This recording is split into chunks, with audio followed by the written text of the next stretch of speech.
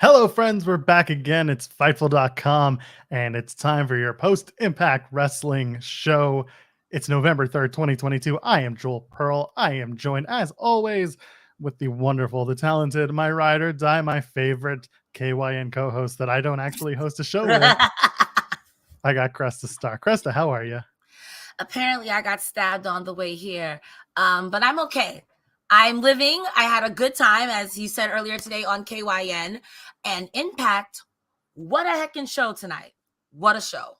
What a show. Absolutely. How are you? How are you? I'm doing great. I'm inching closer to new surroundings. Soon, I was telling you, soon people will see a new, shiny, bright new background when I'm streaming or live here on Fightful.com or anywhere else that you find me. So I'm looking forward to that. I'm also looking forward to Monday when Sean Ross Sapp drops his feature on Casey Navarro, a standout independent wrestler that Sean has been. He's spoken to Casey in person. He's spoken to wrestlers from AEW, from WWE, from all across the gamut of wrestling, all about Casey's rise. So go check that out. That's going to drop on Monday here on Fightful.com. There is so much news, so much stuff coming out. So check that out. And of course, we'll talk about Fightful Select. And of course, we'll talk about this show. We're going to talk about all this other stuff. And yes, I actually love this comment in the chat. By the way, chat, hello, how are you? You do risk getting stabbed when scratching your nose with a fork. These allegations against me are not true. And to quote Rick Ross, accusations. False accusations. Can't yell here, but damn it. We had one hell of a show tonight for Impact Wrestling. Yes. I really enjoyed that. Before we get all started up, if you're here live in the chat, like I said, hello, how are you? Good to see you. Drop a thumbs up here on the video. If you're watching after the fact, we appreciate that too. You can go ahead. You can donate a super chat here at the live show, youtube.com/Fightful. That little $sign, you click that and any question or statement gets read on the air by donating any amount. I think it starts like $1 and it goes from there depending on where you live. And also we have our Humper Chats where you can go to humperchats.com. Same thing. Any amount, we'll read your question or statement on the air. Cresta, do the thing where they tell you about the thing. You go over to humperchats.com. You put in any amount. Like Joel said, we'll read your question on air. We get to keep a little bit more of the portion. And everyone's happy. Sean Ross Sapp is happy. We're happy. And we get to come to you more Thursday. Every day there's a Thursday. There's a Joel Pearl and a Cresta Starr with your Humper Chats. Good stuff. I like that one. That's probably your best one yet. I appreciate that one. Off the cuff. Philly76 gets to start with a super chat. Great show tonight and even more stacked show next week. Hope you both enjoyed it. I absolutely enjoyed Impact Wrestling this week. There was so much going on. There was so much fun stuff in the back, and the matches, they almost all delivered for me. How did you feel overall about the show, Cresta? From BTI to the end of this show, I was thoroughly sports entertained. I messaged Joel offline on Twitter. I was like, bro, I don't have any notes for the main event because I was just sitting there like, this is so good. This is so good.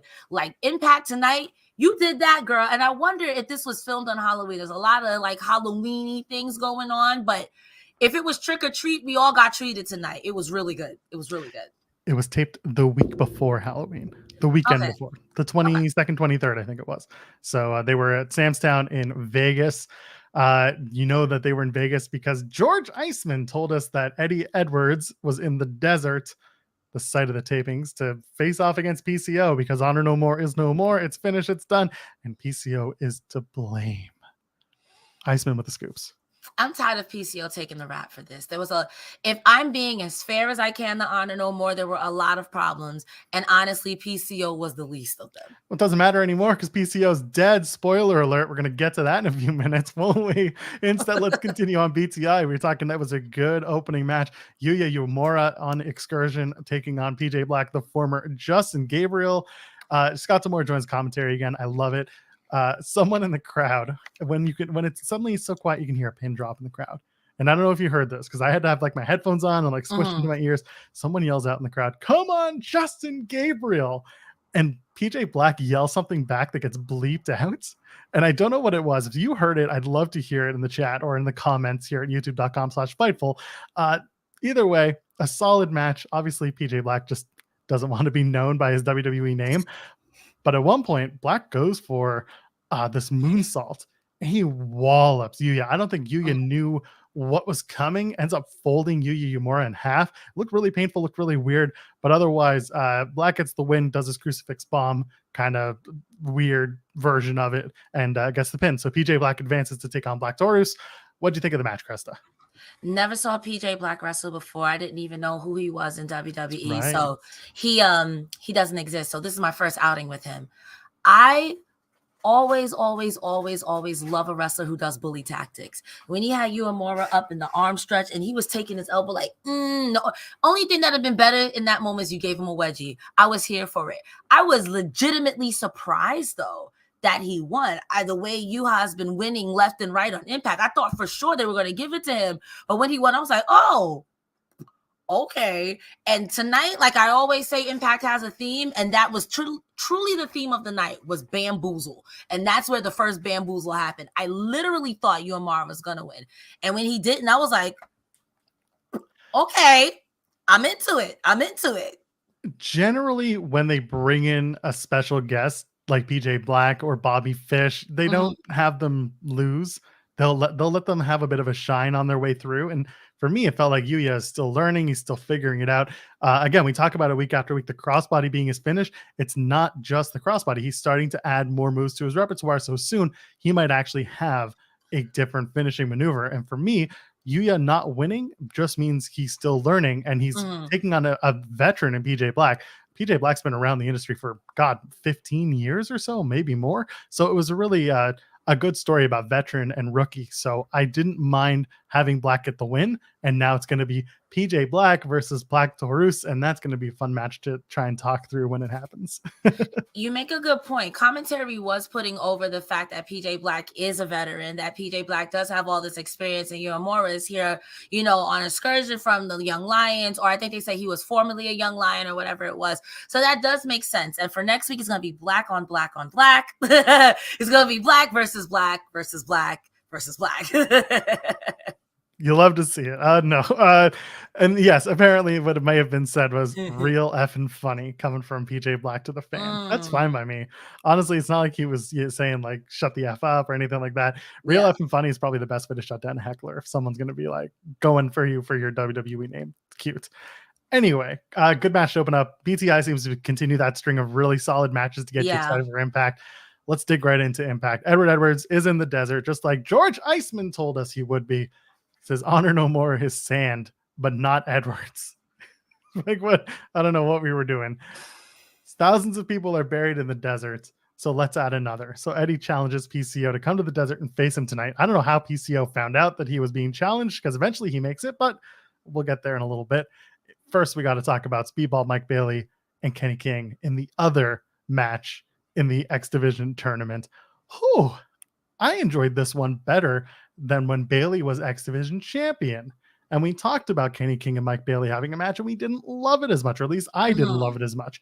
This time it felt bigger. This time it felt like there were stakes that suddenly were bigger than the X Division title around someone's waist. It was about the X Division championship, but it was both men going for a X Division title that isn't around the other's waist, if that makes sense. So the stakes were different, and as a result, the match was different, and I really enjoyed it. Tell me what you thought, and we'll get to the ending. So to me, this is a match in two parts. I will say the first time they did wrestle, I felt that was more of an X Division match. I felt Kenny King was trying to match Speedball Mike Bailey. In the beginning of this match, I'm not going to hold you, and I hate complaining because I love Impact for everything they do, but the wrestling felt a little clunky, especially when he went to go out of the bottom of the ring to do like a baseball side. It kind of felt wrestle by numbers, and I hate saying that because I love them. But after that moment, it became Kenny King saying, screw that. I'm going to power move you, Mike Bailey. Every time Mike Bailey tried to get fast, Kenny King would power move him. And I think his cockiness got the best of him.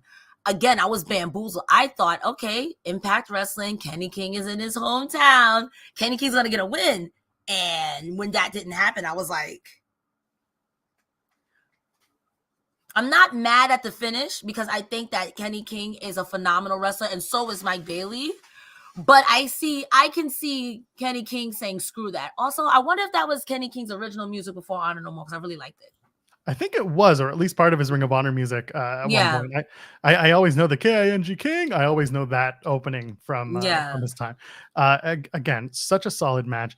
I love Speedball going for that around the world kick that we talk about, and then he turns it. It gets turned into a T-bone suplex into a Tiger Driver from Kenny King. Yeah. And then Bailey gets a shock victory doing a reverse roll up and roll through on Kenny King, wins the match. Whatever's next, they started talking about on commentary how Kenny King is no longer part of Honor No More. Honor No More doesn't exist. So now Kenny King wants to see through his story, as it were, in the X division. He says he has unfinished business in the X division. So I'm excited to see where that goes. And if Kenny King is going to stick around for a little while longer, this is probably the best play for him, I think. No, absolutely. I think that even if Kenny King goes to the X division and then maybe chooses an option C, eventually winning it, I'd be interested to see where it goes from here, because it was a solid match. It was really nice to see Kenny King slow down the match, especially against someone like a Speedball who's known for that and then ultimate weapon in your pins.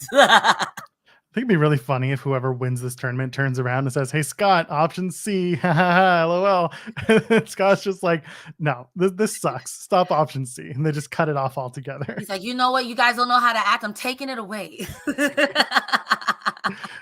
Go to bed without supper. But I don't think that's what we're gonna do. I think whoever wins the X Division title is gonna carry it through a story.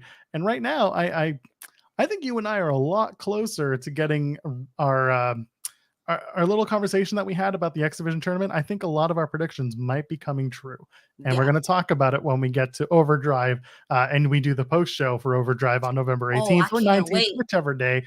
We're going to do that post show and we'll talk about how close we were or how far we were from the finals of that X Division tournament.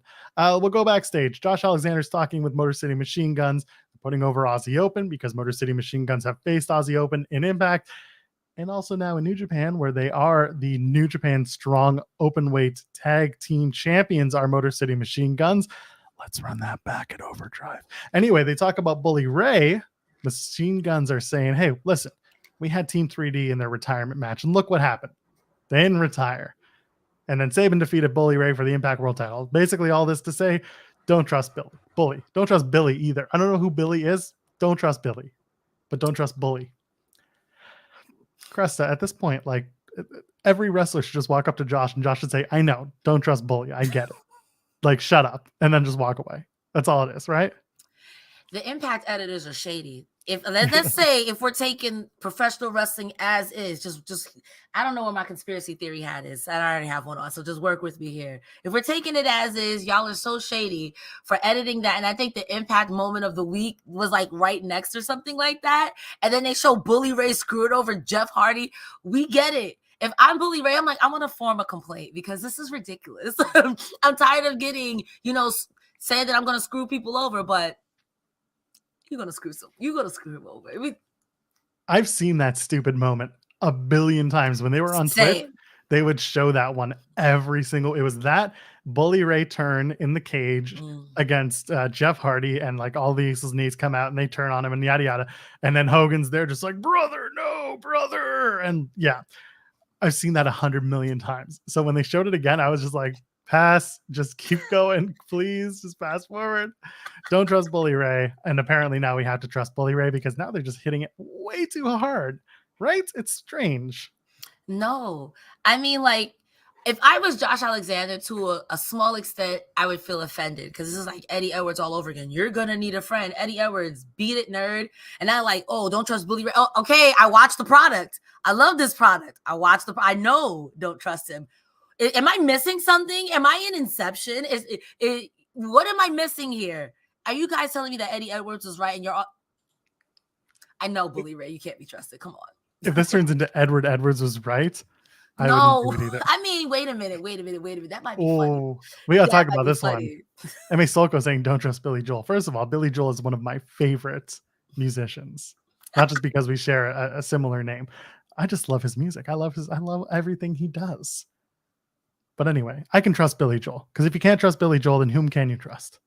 I feel like I know a Billy Joel song. Wait, don't tell me. It's 9 o'clock on a Saturday. Yeah, that's Piano Man. Everyone knows that one. Yeah, that's the dude is from the town you live in. How do you not? Well, he's from Long Island, but like we don't claim. We don't acknowledge it. I get that. I get it.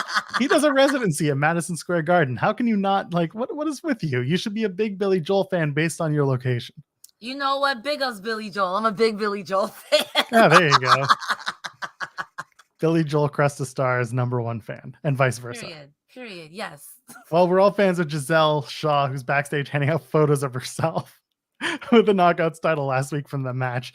I love that they're leaning into this. She runs into Vexed, and she's like, "Hey, here are the photos." And Vex is just like, "No, you're the reason we lost to Mickie James and we didn't get to retire her." So they're like laser focused on this whole Mickie James retirement thing. Giselle's like, "That's not working for me. I'm breaking up with you." And she walks away. And Deonna tells Chelsea Green, "Well, now you can work on retiring Mickie James. So next week, like I said last week, Chelsea Green, Mickie James, we're doing it again." And I'm excited for that match, Cresta. I can't wait to see how this turns out, because that with the other segment with Taylor Wilde coming up, I can't wait to see how this turns out. And also, I cannot wait for Giselle Shaw and Chelsea Green to eventually have that match, because I think that's either going to be comedy or that's going to be really good. And I'd be okay with either one. We'll just fast forward because it's kind of non-existent what happens, and like it's all kind of backstage. Taylor Wilde runs into Mickie James and is just like, "Hey, I'm looking forward to our potential match, but first you got to beat Chelsea Green. How about next week, Mickie James? I will be in your corner," says Taylor Wilde, to offset the Deonna Purrazzo situation. And Mickey's like, "Nah, no thanks," trying to be, super babyface, and Wilde's like, "Cool, I respect it. So good luck," and walks away, and that's it. So, I mean, it was more like okay, hopefully I see you on the other side. And Mickie was like, "Hopefully." I thought that was funny. Like, maybe think about it, but you're right. That super babyface, I can do it on my own. But girl, Deonna Purrazzo in her own right is a problem. If they jump you, Mickie. Super Mickie James. Anyway, let's move on. Savannah Evans takes on Jessica because she's sick. She's got the Death Dolls with her. Savannah has Tasha Steelz. Tasha looking like $1,000,000 tonight, and on the mic has plenty to say. It looks like we said last week, Savannah Evans, Tasha Steelz, they're going to start teaming up, which is about time. They're making Savannah Evans look powerful, and taking on Jessica is awesome because this is a power match between two of like the most physically imposing knockouts in the division. Yes. They are physically larger than every other knockout, and they just throw it all around. They go back and forth. They slap the shit out of each other, and they bite each other. And they headbutt the shit out of each other. By the way, the torpedo headbutt from Jessica, it looks real, sorry to say, sick. Don't be sorry. That's great. It's good stuff. Evans hits that full Nelson slam, gets the win. Tasha Steelz tried to get involved, and the Rosemary and Ty got involved to get her off the ring apron. So it looks like we're going to do Death Dolls versus Evans and Steelz, like you and I discussed, and they're going to do that at Overdrive. Really into that.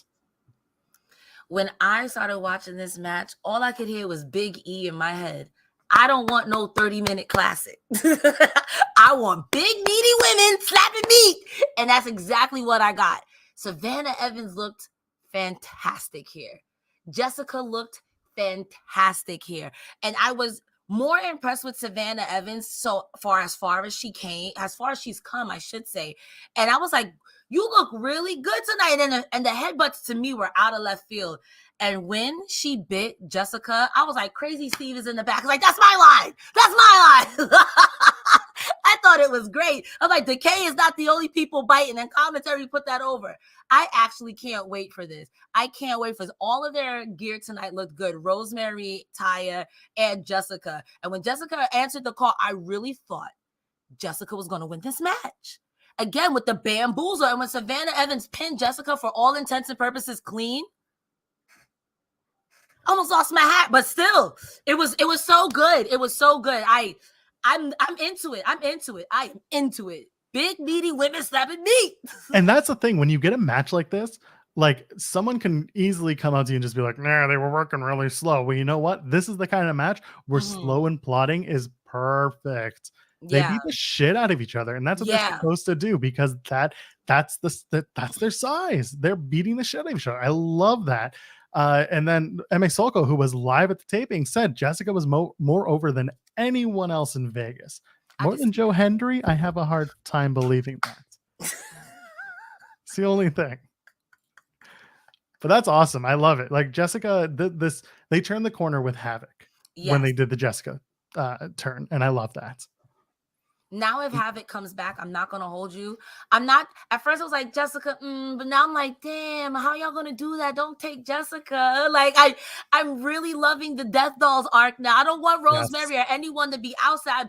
I'm really loving them. And at first I was like, how is that gonna work? And now I don't even want to think about how it's gonna work. Don't do it. Oh, it was very close between Jessica and Joe Hendry. There you go.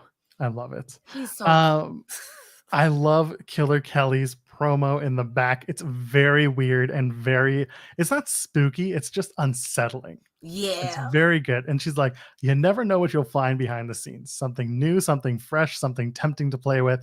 And then she runs into Sandra and she calls her fresh meat and says, that'll do. For those who don't know, that's Sandra Moon, who has had many stints with GCW, with LA Fights, with basically all the GCW adjacent shows. I've seen her Party Hard Wrestling. Shout out to them in Phoenix. They don't exist anymore, but I loved them when they did exist. So Kelly and Sandra Moon are probably going to have a match in the next week or two. Looking forward to that. What do you think of the promo with Killer Kelly and her new fresh meat, Sandra? This segment was the beginning of me saying, I'm going to call the cops. And Killer Kelly, I like her creepy. It's creepy. Like you said, it's unsettling. But very much when she said, that'll do, I was like, I'm calling the police right now because I know exactly how you give it up. I've never seen the young lady Sandra wrestle, so I'm looking forward to it. But I know what to expect, unfortunately, because I didn't get this girl an intro or nothing, Jesus. So, like, Killer Kelly, you're doing a good job because I'm at the point like, I think I need to call the police. Speaking of calling the police, Steve Macklin cuts a promo and he wants that world title. He wants that Impact world title. And finally is all I can say. He runs down. He's like, I'm sick and tired of people jumping the line. I beat all the big champions. The best Impact has to offer. He beat Jay White. He beat Chris Sabin. He beat Moose. He beat Sami Callihan. And he's just like, meanwhile, Frankie Kazarian gets to jump the line. Bobby Fish shows up for a cup of coffee and he gets to jump the line. He's done. He's over it. He wants the world title. If that is the play for Hard to Kill, I hate it because I don't get Matt Cardona, but I love it because Steve Macklin is so good. And that is a match that I am ready for. Macklin in a world title match works for me. What do you think? Macklin was not wrong. Nothing he said was wrong. And like, yeah, he's a bad guy. He's a heel, whatever it is, but he's absolutely right. I beat up everybody and everybody and their mama can come in and just skip the line because they got a chip on their shoulder. If I was Macklin, it's time to cause chaos. Everybody's running into everyone's message anyway. I'm running in until I get my title shot. I'm being a menace. And I hate to say that's the only way to get through to Scott D'Amore. But literally, it was Honor No More's MO, and it worked every time. You just run in and you bully him, and he's gonna like, fine, I hate you. Do what you want. Because if you wait, this is what's gonna happen. He's not wrong. He's Bobby Fish literally came in and was like, hey, how do you do? I want a title shot and got one. So he's not wrong. He's not wrong. All Bobby Fish had to say is it's my hometown. And that was it. And Josh Alexander was like, sure, why not? I'll beat your ass. Yeah. Why not? Yeah, literally. So, it's time to start causing chaos. Time to turn it up like a child. That's right. M.A. Solko donated on Humper Chat, by the way. If you go to humperchats.com, you can get your question or statement read on the air. It says, I am here for Killer Kelly terrorizing random indie talent and flirting with NPC Velma. That's not. I mean, not everyone could be a playable character. Come on now. And not everyone can look like Velma. What's wrong with Velma? She was solving the mysteries, girl. Yeah, but everyone's trying to dress up as Velma. Anyway, not important.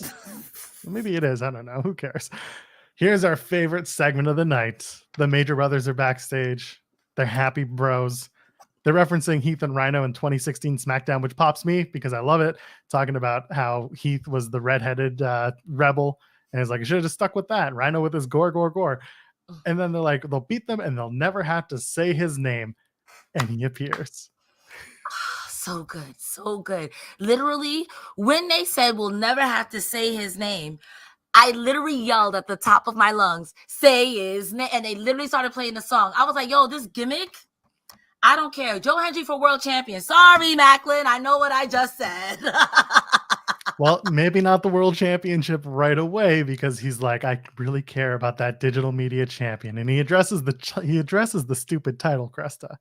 He says, I can't read this. I'm sorry your title's father is not more present in your life, but if you believe, maybe he can be.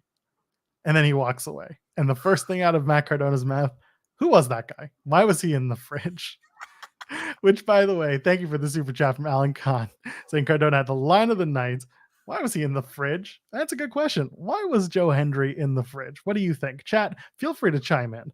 Why was Joe Hendry in the fridge? My answer is you ain't got to get ready if you stay ready. So that's why he was But he's cold. He ain't warming up. He's cold. He's warm with the love of you. And every time you say his name, he appears. He was in there for 5 seconds. They said his name. He was able to get right out. You got to believe in Joe Hendry. I'm trying to sell it. I'm sorry. I'm trying to sell it to you. Someone's saying probably getting a snack. Gets hot in Vegas. It does get hot in Vegas. It's a good point. He's trying to cool down because he's always hot. That's true. I mean, I enjoyed this. I was telling, again, I was trying not to spill all my beans off air, that Joe Hendry's gimmick is up there with Orange Cassidy for me. This is 10 out of 10, would recommend. And if anyone tells you, yo, you know professional wrestling is fake, you show them Joe Hendry's vignettes and say, explain this if it's fake. It's so good. It is so good. He could literally do the Jay Lethal promo where he's arguing Ric Flair by himself, and I would still laugh. It could be funny. I don't care. I'm a stan. I want to say he's great. Joe Hendry, you're welcome to appear anytime here on this post show. Yes. He brings Swingman and wins extra money. Can you imagine 4 of us, Swingman and Joe Hendry, Cresta, Starr, and Joe Pearl, in one thing, just laughing for 4 hours? I would pay good money to be on my own show. 4 hours. God damn. If we do 4 hours, we're just doing it. Not 4 hours. 4 hours. Oh, like for several hours. I get it. Okay.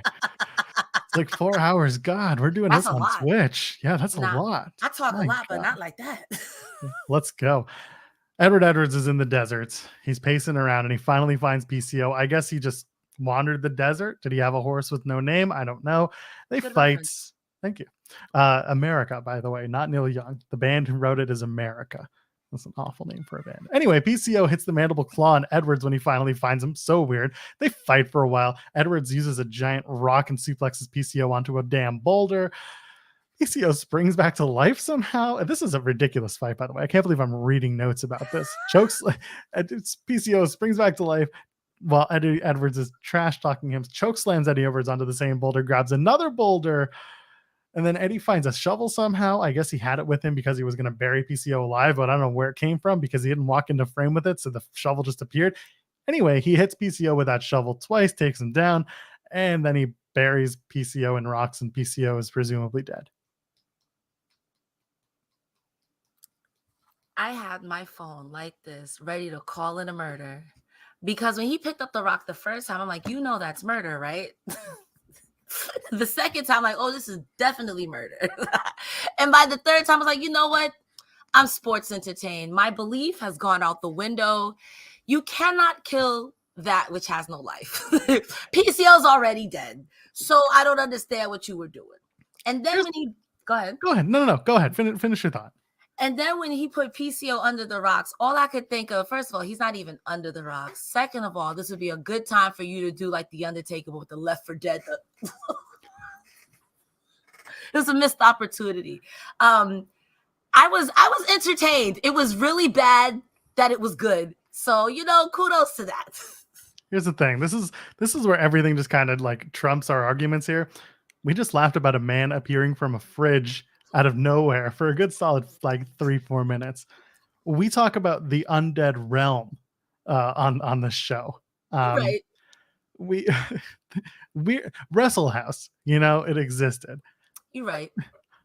PCO being dead and a fight in the desert is kind of like low on the impact scale of things that have happened. Not the impact zone, baby. They kidnapped Samoa Joe once and drove him out to the desert, and then he came back like 2 weeks later, not a scar on him.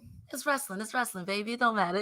You're right. You know what? You're absolutely right. You're right. That's a fair point. That's why you are my ride or die. Because when I get my delusions and grandeur, you bring me back in. You're right. this is what I really want to talk about. This was the moment for me. This is the beginning of something. Eric Young takes on Sami Callihan for the first time ever in Impact. Actually, it was the first time ever anywhere. I went looking and I have never seen Eric Young and Sami Callihan in a one-on-one singles match. They teamed together in 2020 to take on Rich Swann and Edward Edwards, but they've never faced each other in singles competition. By the way, keep that tag team thing that I just mentioned, keep that in mind, because I think somewhere in the not too distant future, we might be talking about a certain tag team that I just mentioned. So, match itself. Let's get to the match itself. It is really solid. Just two guys beating the shit out of each other. Good stuff. A lot of slaps, a lot of chops on the outside. Sami Callihan suplexes Eric Young to the outside and bites his ear because it's bite night. Thank you. That's a good one. That is good. Thank you. Eventually they get into the ring, but not before Diener kind of like knocks down Callihan, and Callihan scares the ref off, so Diener gets away with it. And then they do the whole match, and then the match is fine. Let's just skip right to the end. The Yellow Jackets, the Army of Violence, come back. They're surrounding the ring. They swarm Callihan. Callihan tries to fight them off, and then they beat down Sami Callihan. Diener backs off the Army, and he takes two guys, picks them up, and says, "Show yourselves." They uncover themselves. It's Alan Angels and Big Con, also known as Connor from the Ascension, for those who were WWE. I knew it. Okay. I'm sorry. You popped me like a pimple right there. I was like, he looks familiar, but I don't want to disrespect this man. Yes. Okay, so I continue.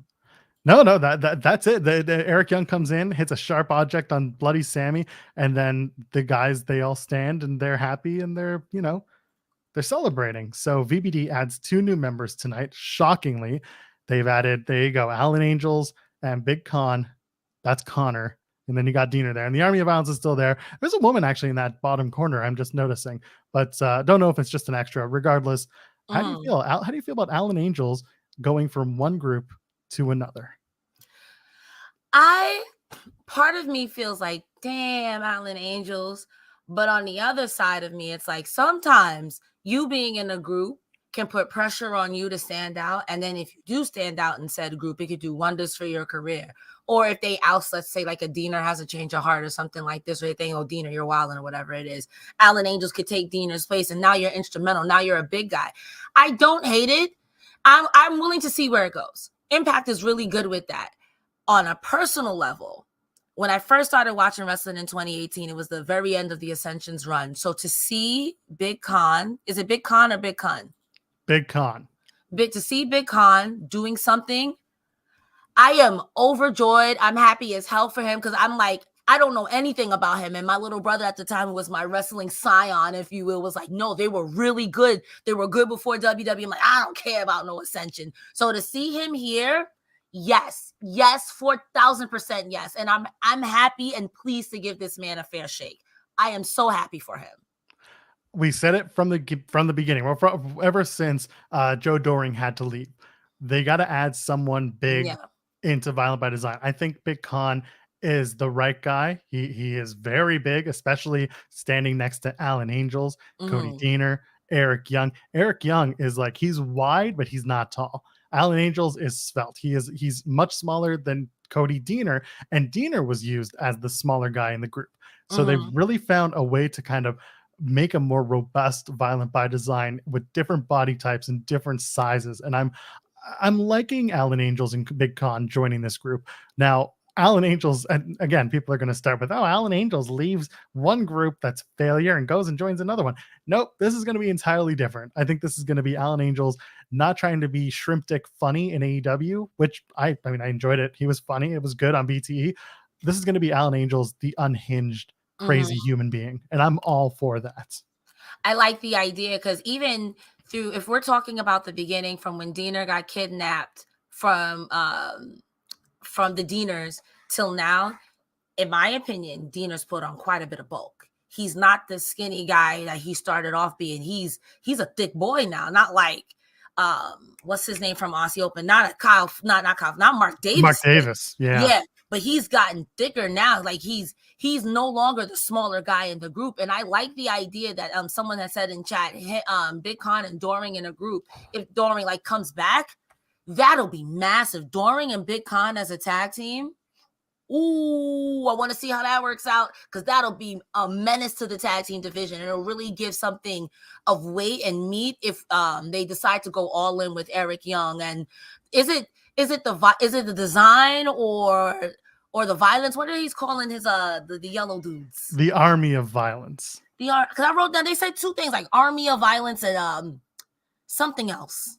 Either way, I'm here for it. I'm here for it. And the Army of Violence could provide, hey, you guys suck, oust these guys, fresh meat, until eventually people get tired and they out Eric Young, and then Eric Young does a character thing. But until then, I'm not worried about that.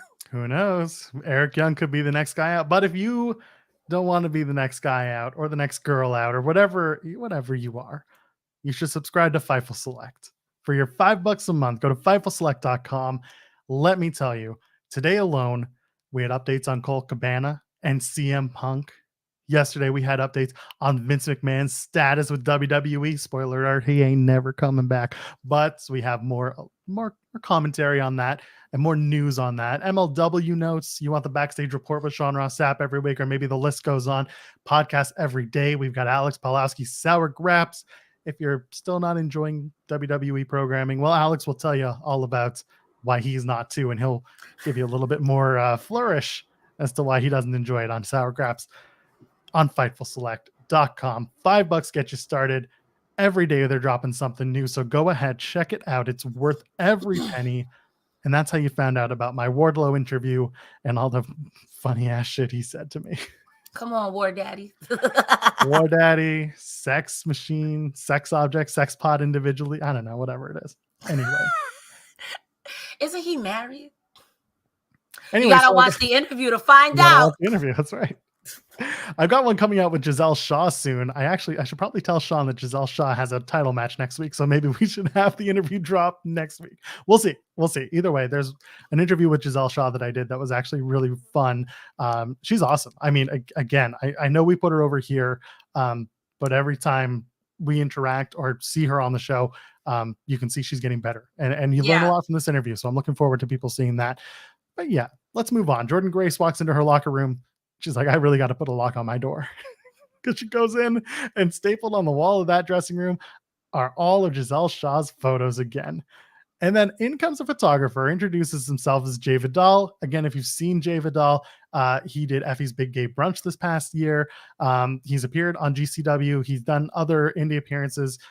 Great up-and-coming wrestler. So Jay Vidal is here as Giselle's personal photographer and wanted to capture this moment in Jordan's locker room. And Jordan just beats the shit out of Jay Vidal and says Giselle can have her shot next week. So I'm looking forward to that one. How do you think Jordan did with Jay Vidal? This whole segment This whole segment was countering. I was here for it. I loved it. Honestly. I thought it was funny as hell.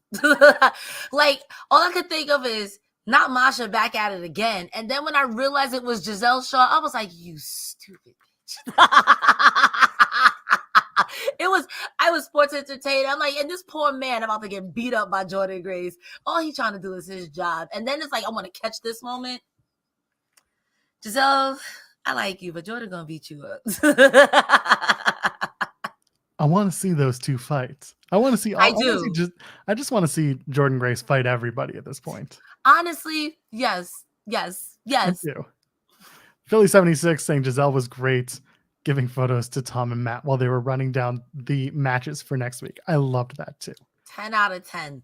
Good 10 stuff. out of 10. I keep more of that shit, Giselle Shaw. More of that shit. Just it's so trolly, but it's so like just so full of herself trolly that it just works. It makes sense. I love it. Even if you call back to the backstage interview, she's like, did you not like my pictures? Like, no, you're the reason we lost. What is wrong with you?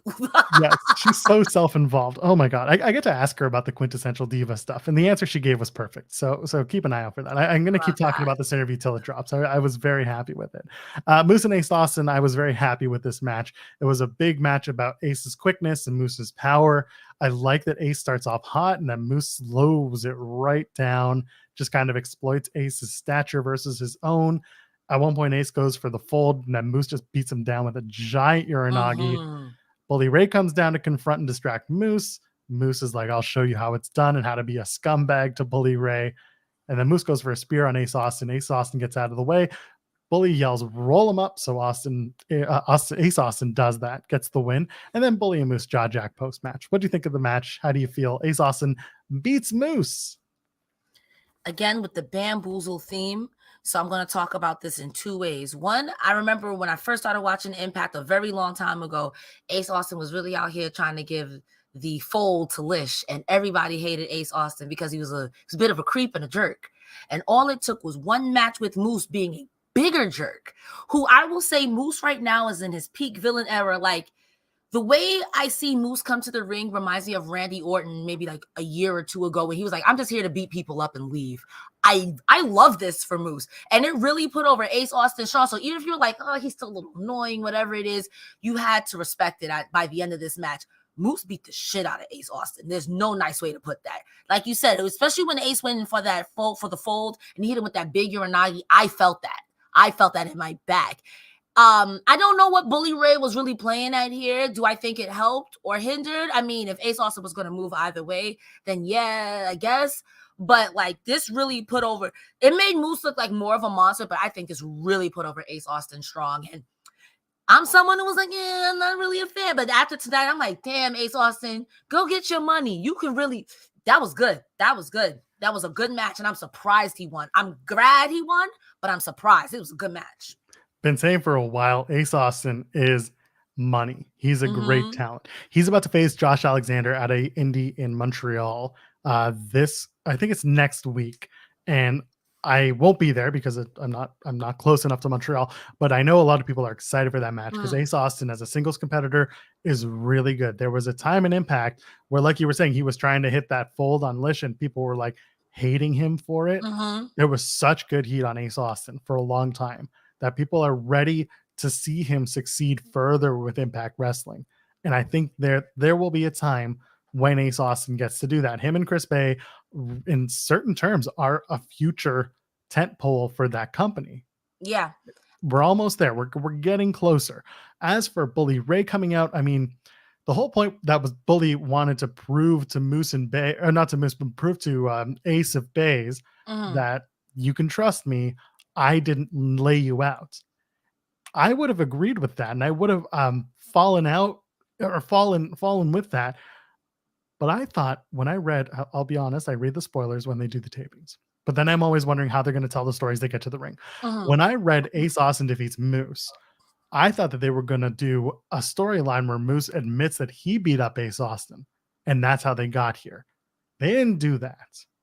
So now we're still open to the idea that Bully actually did it, and Moose is just being Moose. Because been changed, like nothing's been explained. I mean, to be fair, to your point, like Moose being Moose, Moose has been doing, he's been doing this jerk shit since he cashed in on Josh Alexander, and even after. Always. Moose has always just been a piece of shit. That's always been the Moose character in some way, shape, or form. So it's like, not for nothing, Bully Ray, again, you got production working against you. If we taking this as is, you got production working against you, always showing your top 10 screwing people over. You screwed over everybody in the wrestling ring in Impact. So you got that working against you. I mean, I'm the person, like, if you're going to accuse me, I might as well be the bad guy at this point. So, like, part of me wants to feel bad, but you did it to yourself. You did it to yourself. But again, I don't see why you came down. I still think Ace Austin may or may not have won here unless Moose was going to beat the shit out of him some more. But I don't think Bully Ray yelling at Moose would have made a difference. You know what I mean? No, but it feels like Bully and Moose are going to have a match, and I'm probably going to enjoy it, to be honest. Especially if it's a gimmick match. I'm gonna listen. I will give this to Bully Ray. He's still entertaining to watch in the ring. I'll give him that. And two jerks fighting each other. Oh yeah, because no matter who wins, I win because you're two jerks. Next week on the show, X Division title tournament semis. Trey Miguel takes on Mike Bailey. Very much looking forward to that because that is a match that has a lot of implications, not only for the X Division, but also just on the whole like Mike Bailey, Trey Miguel storylines that have been kind of on their way. Digital Media Championship match. Joe Hendry takes on Brian Myers. Excited for that. Knockouts title. Giselle Shaw takes on Jordan Grace. And like we said, Jordan Grace came around with photos for the guys at ringside while they were doing that promo. And then Chelsea Green takes on Mickie James one last time, or maybe not. Who knows? Maybe this will be the last chance. Maybe this could be I the someone's I out. don't want Mickey James to lose to Chelsea Green here. I don't want this to be the end. I mean, like, I'm really rooting for you. I'm rooting for you, Mickey. I want her to go all the way. I'm rooting for her. I don't know if it's going to happen, but I'm on the train. I'm rooting for her. You're on the last. It's not called the last ride. The last rodeo, right? It's the last rodeo. Yeah. One last rodeo. Yeah, I because don't I know could. any country songs. No, neither do I. But I almost very silly start thinking as it's the last ride, and I'm like, no, That's she's not. Undertaker, isn't it? That's another guy from Texas that nobody wants to talk about anymore. Okay, bye. Aussie Open takes on. Well, he never appeared in Impact Wrestling, so why should we talk about him, right? Exactly. Get him Okay. out of here. Aussie Open returns to Impact to take on Josh Alexander and Frankie Kazarian in a match that, like you said, don't need a lot of notes for it, but man, it was a solid, great match. They come out without their New Japan Strong Openweight tag titles because they lost them recently to the Motor City Machine Guns. So you know what? Like I said, do the match at Overdrive. I'd love to see Motor City Machine Guns versus Aussie Open. I would love to see that match for the the Strong Openweight tag titles. Talk about the match. What did you like? What stood out to you? And then I can give you the play by play. This match was so good. I do not know how else to tell you guys. I literally have no notes because my first note is, wow, their opener music is a banger. And then after that, from the beginning of the match all the way to the end, it was move after move after move. Kyle Fletcher is wise beyond his years, and commentary said that too. He is so smart. Whether he was pulling, I think there was one time where Mark Davis got stuck up in the ring, and then the what is this thing called, the ropes, and then Kyle Fletcher, I think, tagged him because he had Kazarian on his arms and was able to, like, it. I don't know how to explain it. It was so good because this was me the whole match. Like, oh my god, oh my god. Oh my, I literally have no notes. I feel so bad for saying that, but that match tonight was so good. I want to see Aussie Open every week in Impact Wrestling. And in another lifetime, Josh Alexander and Frankie Kazarian really could have been a world tag team champions. And I can see why the North and why SCU got to where they were, because this is ridiculous. It was so good. Joel, I feel like a fraud right now, so please. Just very effective tag team wrestling. That's really all you got to know. Like, they open up with Kaz and Kyle Fletcher chain wrestling, and of course Josh and Mark Davis are like the hosses in this match. So they slap fight each other. Kyle Fletcher, by the way, they said he started training at 15 years old. Cresta, do you know how old Kyle Fletcher is? You're gonna tell me something ridiculous like 21. He's 23. I mean, honestly, they are very talented together, and the chemistry between these two young men and these two veterans, especially, like, I can't put over Frankie Kazarian enough because he is your wrestling uncle, bro. He is so good. You would swear they've had 50 matches together already. It was superb. There's some really good spots in here. I mean, they do the double submission spot where Alexander has the ankle lock and Fletcher super kicks Alexander, and then Davis super kicks Alexander. Oh, this is before the double spot. Alexander gets the ankle lock, and then Fletcher super kicks Alexander. Then Davis breaks out of the ankle lock, super kicks Josh Alexander. Then they both super kick him, and then they both try the assisted Econo Slam. But then Kazarian makes the save. There's some really good double teaming from Kaz and Alexander as well. We talk about the double submission, but then Fletcher throws Alexander into Kazarian and Davis.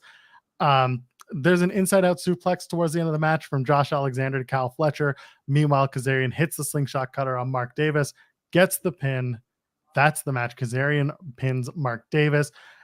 They're doing this weird thing, Cresta, where, like, the families of the challengers are sitting next to Josh's wife and kid. They did it this round with Tracy Brooks. They did it with Lish. They probably have done it with others that I'm forgetting recently. Bobby Fish's family would have been there, but unfortunately they're all dead for like thousands of years. So that's true. He's a vampire. Yeah, exactly. So his family couldn't make it, but everyone else's family seems to be there for every single Josh Alexander defense. Like, I guess Steve Macklin, they'll have Deonna Purrazzo sitting there just watching while Jade and Jet are at ringside. Either way, it's a weird thing they keep doing here at Impact, where, like, Josh's wife and child are at ringside, so the opponent's wife and child should also be there too. It's very strange. I mean, it's all about family. Something Vin Diesel. I don't know, man. I wanted to say really quickly too that the finish I thought was very smart. You get Kazarian to have the pin, and it really puts over like, hey, for all intents and purposes, again, Josh Alexander was not in the ring, and it was just Kazarian and Fletcher.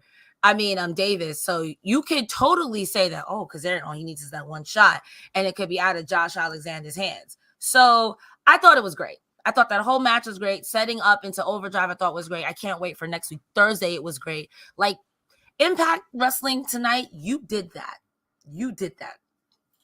And it's true.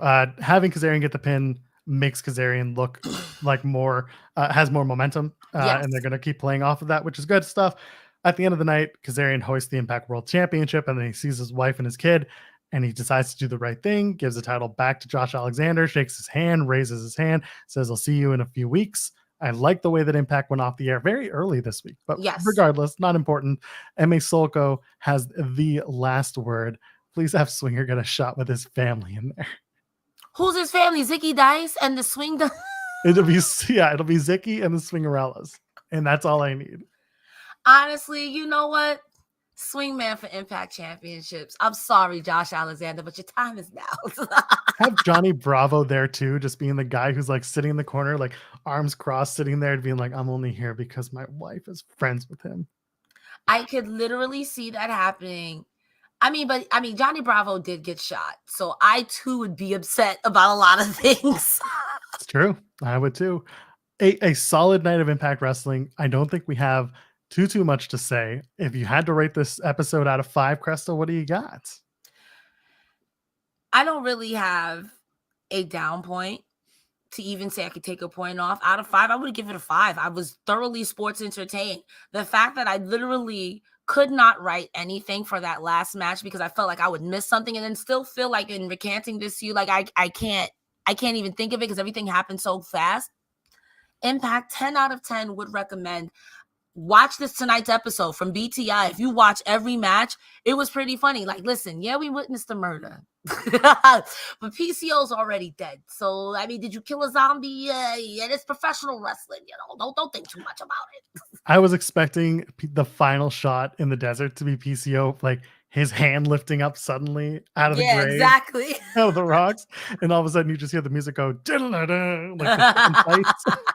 On Family Guy. I'd be with it. PCO needs to come back from the dead, more violent, more angry, more PCO. Okay, I guess we do have to talk about it because now it's been super chatted by Graham. Does the we do Jeff Jarrett Crab Nuts.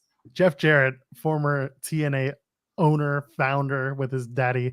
Jeff Jarrett appeared on AEW programming. He's been hired by All Elite Wrestling, presumably to do some live event development, so maybe some house shows in the future. What do you think of Jeff Jarrett's first night in All Elite Wrestling last night on the show? What do you think? Let me tell you something about Jeffrey Jarrett. He is always going to find a way to finesse a check out of a wrestling company. I cannot be mad at that. He's Johnny Swinger personified. He's Johnny Check. His name is Johnny Check. Like, one of my fondest, I guess, like shoot me moments of wrestling was the first time I ever heard of Vince McMahon getting screwed over, because I was a little bit too young for Ultimate Warrior screwing Vince over, but I wasn't too young to hear about Jeff Jarrett saying, I'm not showing up. You better give me an undisclosed amount of money. And then to see him go from promotion to promotion to promotion, you can hate him, but he stays with the check and he stays with the job. You cannot be mad at that. And as much as you can be mad at he's going to be in every company. He's going to be in every company. He's in every company, bro. He's inevitable. He's inevitable, like Ace Austin. He's inevitable. A very important question for the chat. And then for those of you who are going to comment afterwards, because as you may or may not know, if you comment on the video, it helps get the people out in the algorithm town seeing us. So comment on the video afterwards, but also tell us, will you buy All Elite Gold from Jeff Jarrett?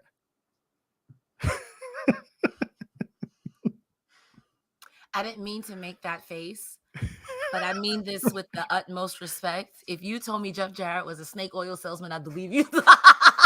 So I don't know if I can buy anything from him and not. If I buy it from him and whatever happens to it, happens to it. That's on me. That's on me. That's on me. Gesture Designs actually closes us off tonight, I think. I hope. I don't know. You can keep sending us money and we'll keep talking, I guess.